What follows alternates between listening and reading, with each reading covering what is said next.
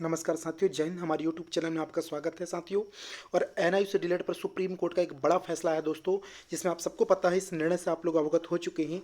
जो एनआईयू से डीलेड दोस्तों, जो कि 18 माह का कोर्स है, जिसे जो सुप्रीम कोर्ट हाल ही में अमान्य कर दिया दोस्तों। यानी प्राथमिक शिक्षक भर्ती में जो है एनआईयू से डीलेड मान्य नहीं होगा, क्योंकि आप लोगों को पता है 2017 से 2019 के टाइम ड्यूरेशन पे जो है केंद्र सरकार ने एक जो है निर्णय लिया था। और इस प्रकार से जो अप्रशिक्षित इन सर्विस अनट्रेंड टीचरों के लिए जो है कोर्स कराया गया था। लेकिन साथ ही साथ प्राइवेट स्कूल में जो टीचर्स पढ़ा रहे थे दोस्तों, जो अनट्रेंड थे, अप्रशिक्षित थे, उन्हें भी सम्मिलित कर लिया गया था ताकि वो प्रशिक्षित हो जाएं और स्कूल में टीचिंग करें। बट सरकार ने कहीं से कहीं तक ये निर्णय नहीं लिया था उस समय कि गवर्नमेंट जॉब में भी इस एनआईयू से डीलेड को एलिजिबल माना जाएगा, योग्य माना जाएगा।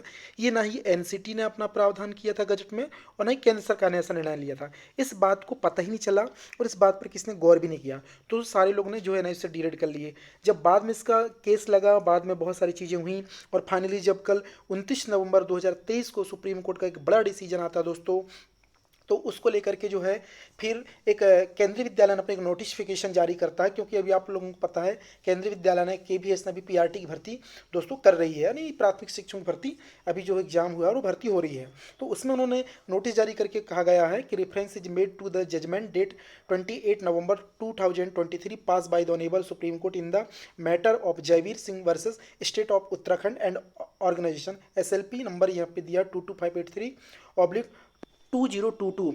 ठीक है दोस्तों, where in the honourable court has held that candidate having qualification of DElEd from NIU are not eligible for the post of primary teacher. तो इन्होंने जो डीलेड को एनआईयू से जो इन्होंने किया वो नॉट एलिजिबल मतलब योग्य नहीं है प्राइमरी टीचर में।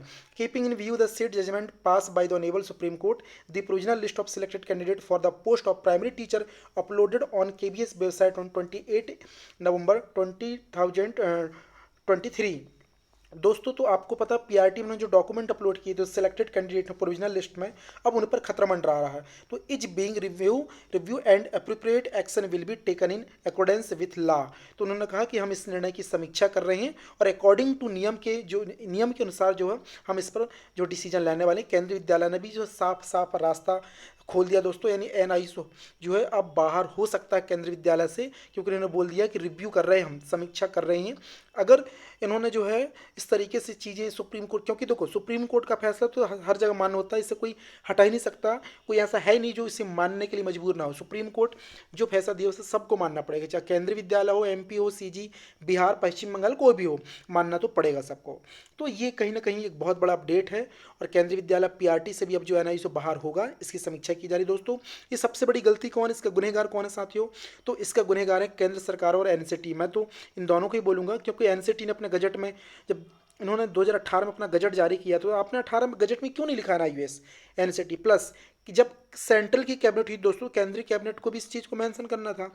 एमएचआरडी जो होता मानव संसाधन विकास मंत्रालय, तो इन तीनों गलती है। एमएचआरडी जो कि शिक्षा विभाग संबंधित है, और एनसीटी जो कि अपना नेशनल वो टीचर संबंधित है। तो दोस्तों दोनों गलती है, एनसीटी और एमएचआरडी। केंद्रीय कैबिनेट को यहाँ पे निर्णय लेना था दोस्तों। इस प्रकार का प्रत्येक अपडेट आपको मैं पहुँचाता रहता हूँ। अगर आप हमसे नहीं जुड़े तो चैनल को सब्सक्राइब करके जुड़ जाएं। डिस्क्रिप्शन में लिंक्स दी गई हैं, आप व्हाट्सअप टेलीग्राम से जुड़ सकते हैं हमसे। धन्यवाद साथियों, एक नए अपडेट के साथ अगली वीडियो मिलूंगा। तब तक के लिए सभी साथियों को जय हिंद।